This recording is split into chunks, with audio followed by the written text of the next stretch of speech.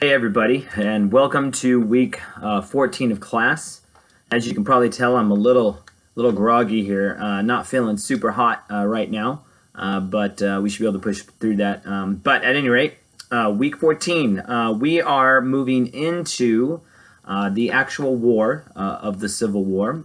We've kind of spent a couple weeks now looking at the causes, so hopefully at this point you have a broader sense of the many trigger events as well as the broad causes for this war, recognizing that it's not just a conflict over the institution of slavery, although I would say that was a fairly key cause of the war, but definitely not the only cause. But what we're going to be doing this week is we're going to be spending our time looking at about half of the conflict, and then next week we'll look at the other half. So we're going to focus in on some key conflicts that took place in 1861, 62, and part of 1863. We're not going to get through all of 1863. And among other topics, we'll be looking at some of the both advantages and disadvantages that both the North and the South possessed. There is this idea or belief that the Civil War was on its very face inevitable, and that the North was going to win inevitably because of its strength in industry, and its population strength and its sense of cohesion politically.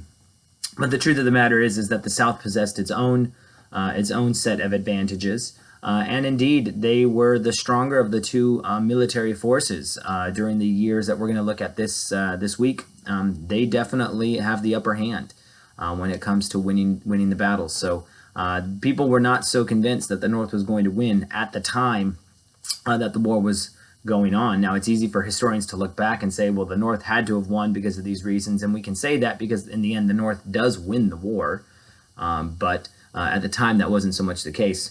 We're also going to be taking a look eventually at the Emancipation Proclamation. This is significant to the Battle of the Antietam because in 1862 the Battle of Antietam, also known as the Battle of Sharpsburg, really convinces Lincoln that he should issue an Emancipation Proclamation. But as you will see, the issuance of the Emancipation Proclamation was really issued out of military necessity.